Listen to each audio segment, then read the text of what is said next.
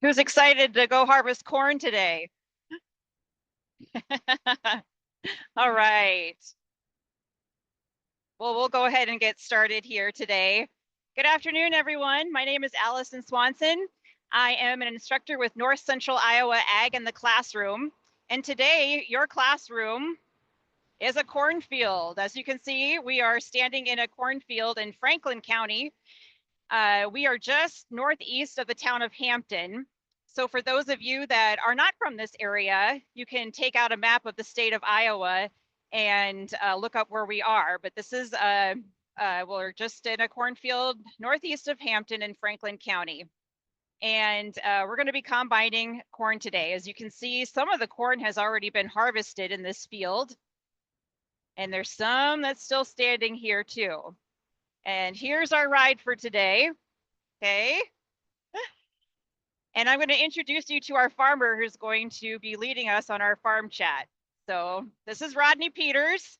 He's our farmer, and he's going to be telling us all about planting and harvesting corn, where the corn goes, what the corn is used for, and it will be answering all of the awesome questions that you've already sent in. So I'm going to pass the headset on to Rodney, and we're going to go get started.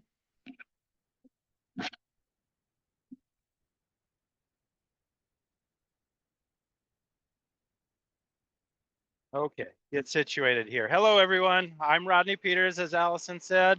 I'm your farmer for the day. We're going to be riding around in a John Deere S670 combine. It's got an 8-row corn head on it. It's probably one of the smaller ones that you may see driving around, but it's just right for us. So we've got about 140-acre field here. We've got about 50 acres harvested. And so we got the rest, we got about 8 hours yet to go in this field today. And so, yeah, should we just take a walk around it, Allison? Yeah.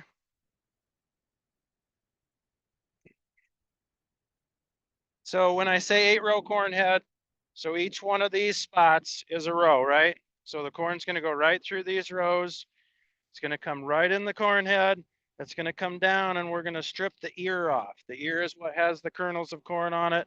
So the stalk will go down through, and the ear will go up in what we call the throat up here. You can even kind of see some ears in there. So once it's full, then those ears just keep on going back through the machine. And then right under the cab, it enters what's called the thrashing area. And that's where we start separating the kernels from the cob. And then the rest of the straw and the chaff goes out the back. And that's what you see laying here on the ground. So you got thrash cobs here and some stalks and everything. And the idea is the kernel is gone and off the cob. So we collect that into our grain tank up here. It's about a 300 bushel grain tank. And then we do dump on the go. So that means we just keep on harvesting as we are unloading, and it comes out that unload auger outside. And you'll see as we go, we'll dump into the grain cart over here. So should we get in? Okay.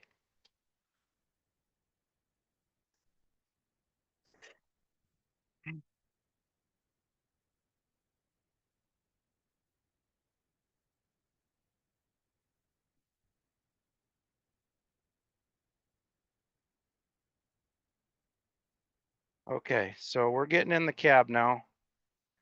Nice comfy operator station. I'll turn my full tunes down. And we will start the machine up, and then we'll start the head up.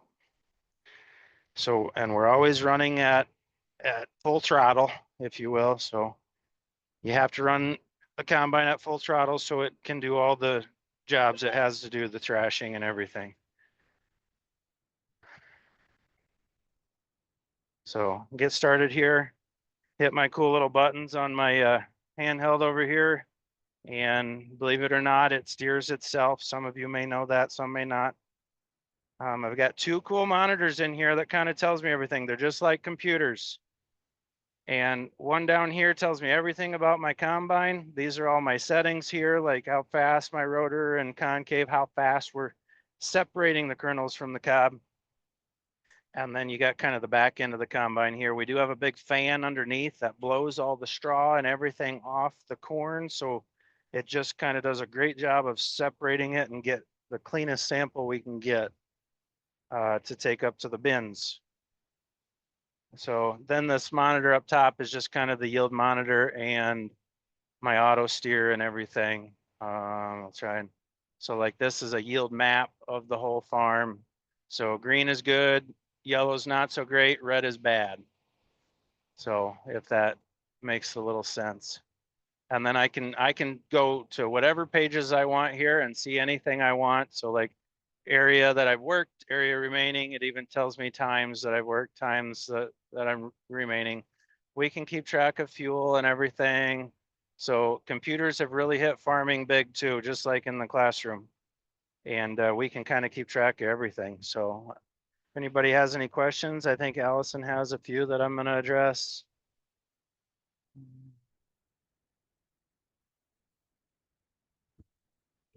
How many bushels of corn do you average per field?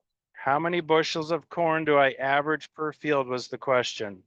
I think as of right now, I've done about, almost 2,000 acres and I'm right around 200.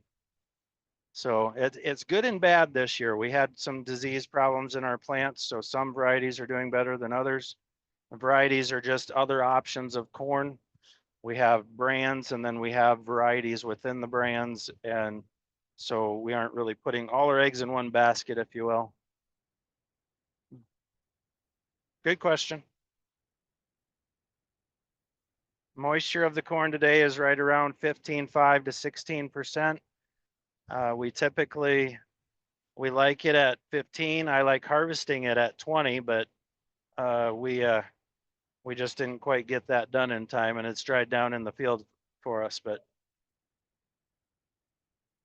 How do you know when to combine the corn and the how do I know when to combine the corn and beans? So we have what's called maturity of our corn and beans. So like right now we're doing 110-day corn, which theoretically should take 110 days for it to mature. But there are stages of both the beans and the corn. So the corn will reach a black layer stage and then it'll dry down after that. So we do walk out and we'll hand shell stuff before we start harvesting and we'll check the stages of both the corn and beans and that kind of determines when we start going. Some of the simpler answer to that, if you're driving down the road and corn starts getting brown or yellow, that's getting close to maturity and the beans will kind of turn brown also instead of green. So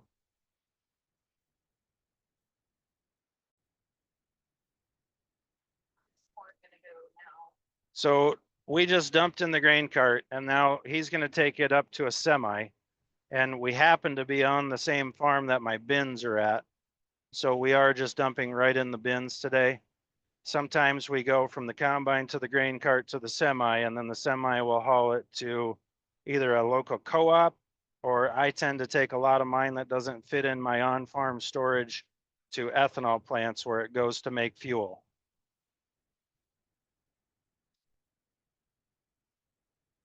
How long will it take you to get all of the corn out of this field? So I think, how long will it take me to harvest this field? Earlier I said it's about 140 acres. And so about 10 hours. I do about 14 acres an hour. This used to tell me that, but yeah, I'm close to that. It depends how, so if the corn is yielding very well, then it kind of takes more of my engine to thrash it and do all that. And so then that determines your ground speed. And so if you can, your ground speed kind of determines how fast a farm will take. How fast do you typically go when you're harvesting? How fast do I typically go? So right around 4.5 to 5 miles an hour is my typical ground speed. When we start catching in the cart, it takes a little more horsepower to run the auger too. And so then I'm around that 4.5 then.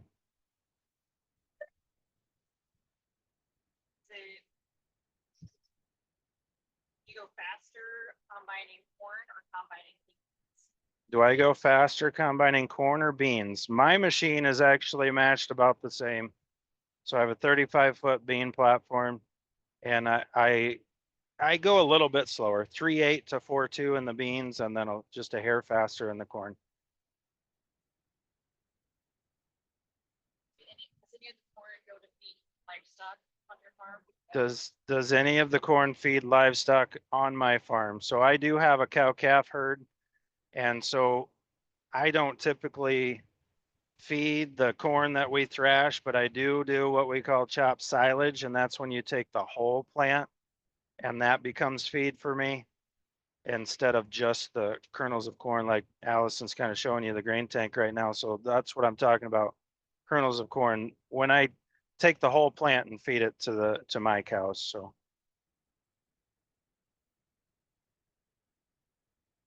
Besides disease in the corn, do you have any hail damage or wind damage? so question is, besides the diseases that we had this year, did I have any wind or hail damage? I did have some hail damage. We had, I think, 4 hailstorms spread throughout my operation. The hardest one to deal with was right before we had the bean head all hooked up and everything, and we were ready to go, and we got a hailstorm, and it knocked a lot of the beans out of the pods and just knocked them on the ground. And so if you drive around, sometimes you'll see some harvested fields that kind of look green again. And that's due to, combine harvest loss through the combine, but it's twice as bad this year in my area because of the hail that knocked them out. How much corn fits inside the combine? How much corn fits in my grain tank? So I have about a 300 bushel grain tank. My grain cart holds about 750. And then my semis can get about 1,000. So you're gonna watch me attempt to spill here. Our goal is to obviously not spill any. My cart driver is just a hair close to me right now. That was pretty good. You do when all your grain tanks get full. Good to go, Jeff. Sorry, what was the question? What happens if your grain tanks get full? Where do you store your grain? Where do I store my grain when the tanks get full? Are you talking like the bins? Yeah. I don't know. You can kind of see them from here. So this is the farm that I have my bin site on. So I've got about almost 200,000 bushels worth of storage right up there. And then if it yields well and it doesn't fit up there, that's when I start hauling it to either the elevator or the ethanol plant.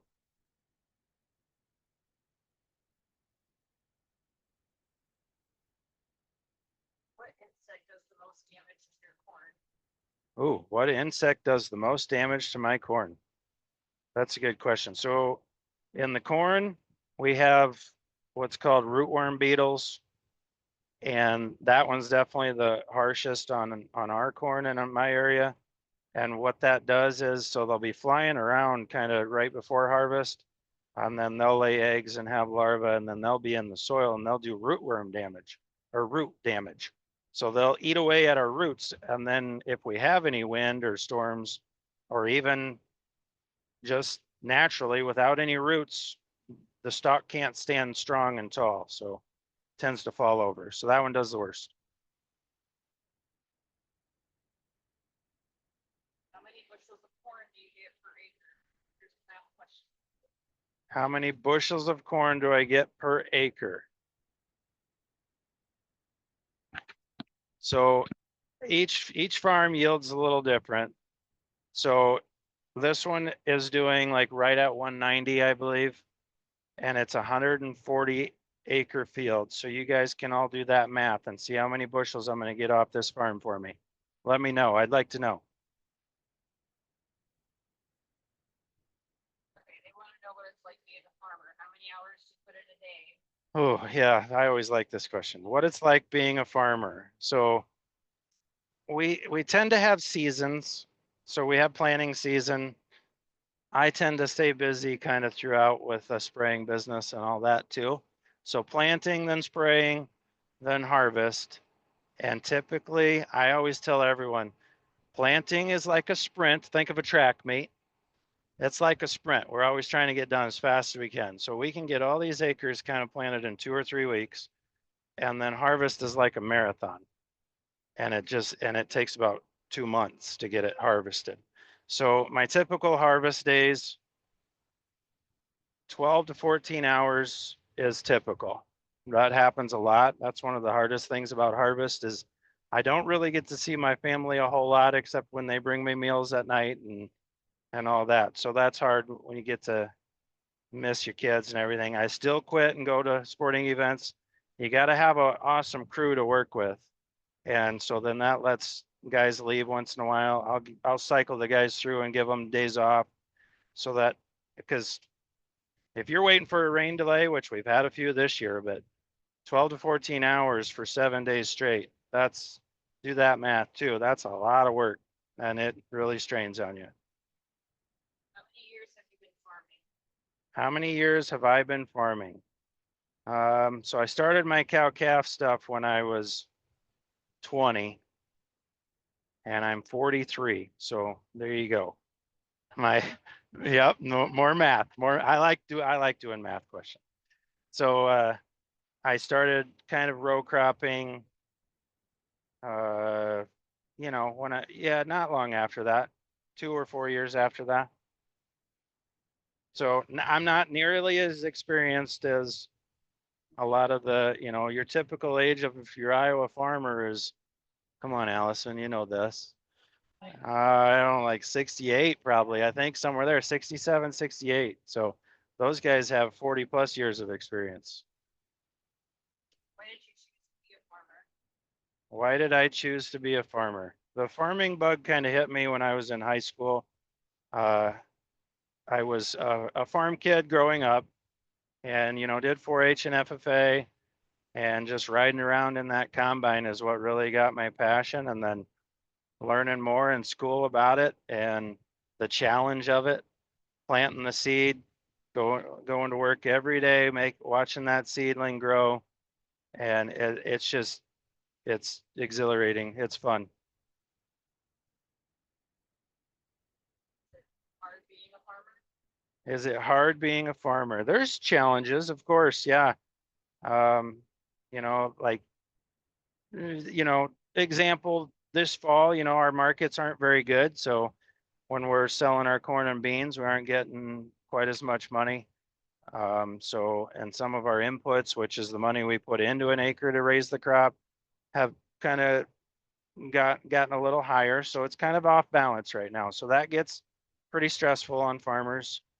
And then the workload and the balance, keeping the balance between family and work, that gets kind of hard, but you just got to do it. You just got to stop and spend time with family. It's not all about work. You notice that you have John Deere equipment. For John Deere equipment, where do you get your equipment from? So the question is, do I prefer green or John Deere equipment? I actually, growing up as a kid, yes, everybody has your rivals, your Ford, Chevy, your John Deere Case, but now that you are experiencing the business side of it and all that, color really doesn't matter to us. The biggest deal is where you can get your service. So where your mechanics are coming from to help you keep them running. We like to do a lot of our own fixing, but since we have a John Deere dealer right in Hampton, that's kind of what shifts us towards John Deere stuff. And there is one right in Hampton. That's where I purchase most of my equipment. Explain inputs a little more. What's all included? Sure. Yeah. So the question is explain my inputs, which were my costs going into raising the crop. So you've got, if you purchase the land, fine. If you're renting it, so you got land costs is one. You have fertilizer costs. There's some products that we have to put down. So like corn and beans are a little different on what you're using, but corn, you have N, P, and K, which is nitrogen, phosphorus, and potassium. And the corn plant needs all 3 of those nutrients to grow and hope for your 200 plus bushel corn. So that's one input. And then you have your chemistry. I talked about spraying during the summer. That's what I'm talking about there is we're spraying to keep the weeds out. And crop insurance is one. Interest is one. So yeah, there's about 6 or 7 major main ones. And that's what it takes to grow an acre of crop. So unfortunately, I have to stop. So when I'm doing this farm and it's right up to the bin site and the ground conditions aren't perfect because we've had rain, which we're getting rain right now. I have to cart this all the way up to the bins. And so my cart doesn't always get back to me. Typically the semis are right at the end of the field, but we can't do that today because of how wet it is. They would get stuck. So unfortunately my full light is gone off, so I can't keep harvesting or I will spill. And so we got to sit here and wait for my grain cart. So bring the questions on. Okay, plant the same amount of corn every year. Do I plant the same amount of corn every year? So I typically do that based on when I put my pencil to the paper and see what's typically, yes, I do a 50-50 rotation. 50% of my acres are beans, 50% of my acres are corn. But this next year, I am going to do some what we call corn on corn. So the previous year was corn. So this field right here is an example. I'm going to rip this up with some tillage, and then I'm going to plant corn back into it just because the beans aren't really bringing in quite the profit margin as the corn is right now. So that kind of switches some acres up once in a while. They ask what's going to happen with this field. Sure. What Yep. do you do with tilling and all that? So. Yeah. So being typically, the question was, what am I going to do next year with this farm? And I kind of answered it, but I'll elaborate a little bit. We typically, being a 50-50 rotated farmer, I don't do a lot of deep tillage, but we do have what we call a ripper. And we'll come in and we'll turn this black and bury all these stalks that you see laying out here. And then we'll put nitrogen on it and we'll plant it to corn next year. Have you thought about raising any other crops in the future or just corn and soybeans? Have I thought about raising other crops in the future? Well, if the markets stay like this, yeah, maybe we'll become a wheat state here in Iowa. Typically you hear, not everyone would hear this, but we're known as an I state. Iowa starts with an I. So your I states, your Iowa, Illinois, Indiana, those are typically your best corn and soybean states. And then you have kind of some fringe states all around that will raise it too. And some of those have started to raise more and more corn and beans and gone away from wheat. And that may be what be driving, like why we have so many planted acres to corn. But typically in Iowa, corn and soybeans is your best crop for the climate we have. Oh, we had a good question. Can you make popcorn with this corn? Ooh, good question. Can we make popcorn with this corn? No, the answer is no. So popcorn, you need a popcorn seed, and then it does grow and looks like regular corn, kind of like sweet corn too. It grows up and looks like field corn, but this I mean, I've tried before because I burned my dryer up and I tried to get it hot enough to pop it, but it doesn't. It just burns. Okay, my grain cart is back, so we'll get started here again. Along that line, will this corn be used for canned corn that is sold in stores? The question is, will this corn be used for canned corn sold in the stores? So your canned corn is more like your sweet corn, like that we eat right off the cob. You buy it in town and it's still on the cob. This corn is more towards, I mean, obviously food is one, fuel and fiber. So mine typically goes to ethanol. So that's where mine will end up.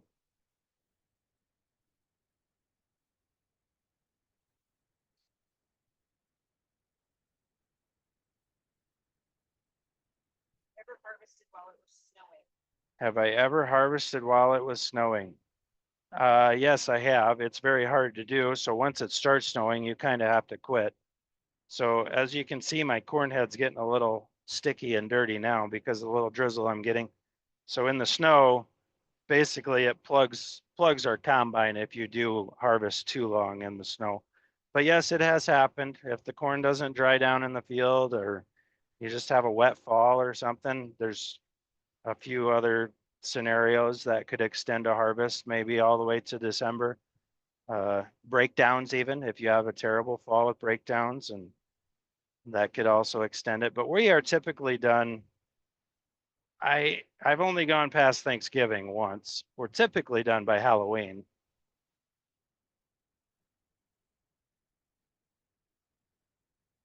How long do you want to continue farming?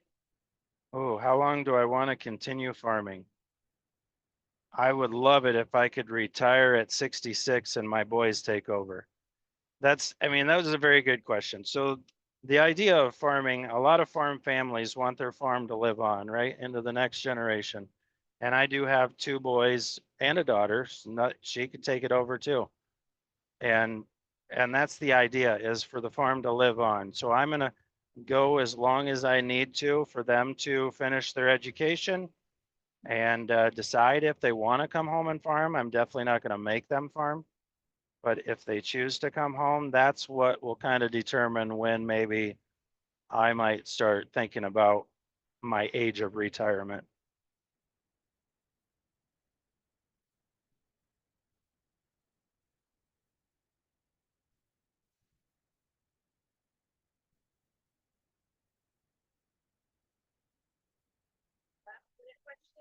Any last minute questions? We're about up on time. Where do you store the combine when we're done? Where do we store the combine when we're done? So we have a lot of machine sheds at a lot of different acreages where our farms are. And I am lucky enough to be able to get all of my equipment inside. So we have machine sheds that we put it in. How many corn cobs are in each corn stalk? How many corn cobs on each corn stalk? Typically just one. There, around your outside of the fields, you may tend to see two once in a while, but typically just one.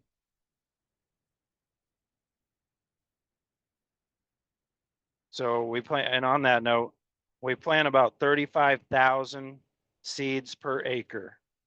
So they don't all produce a harvestable ear, but anywhere between 32,000 and 35,000 is how I plant corn. So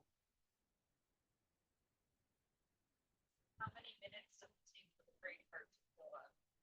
how many minutes does it take for the grain cart to fill up? So I don't know about minutes. I've never timed rounds, but so a pass is just 8 rows going one direction, okay? And in one round, so a down and back, I can typically get it full. How old is this combine? How old is this combine? This one is a 2013.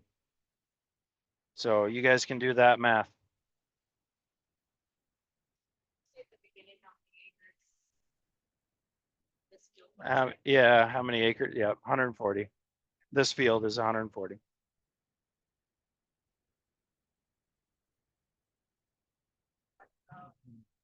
How the combine separates the corn from the stalk? Yep.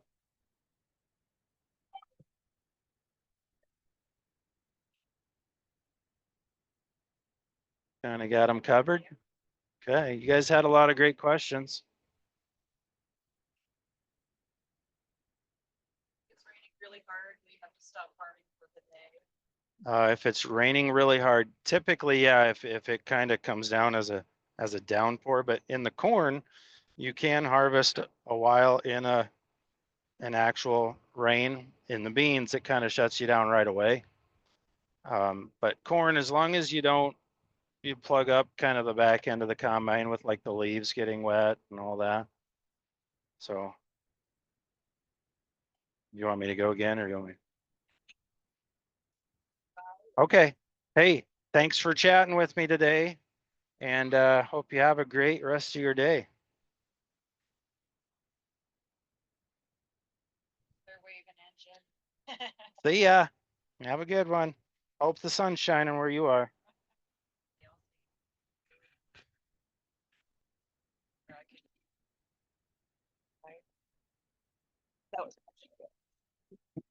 All right, everyone. Thank you so much for joining us today. Special thanks to Rodney too for taking time out of his busy day of combining to show us around the combine and the field. So thank you all for joining us. Hope you enjoyed our Harvest Farm Chat today. We'll see you around. Bye-bye.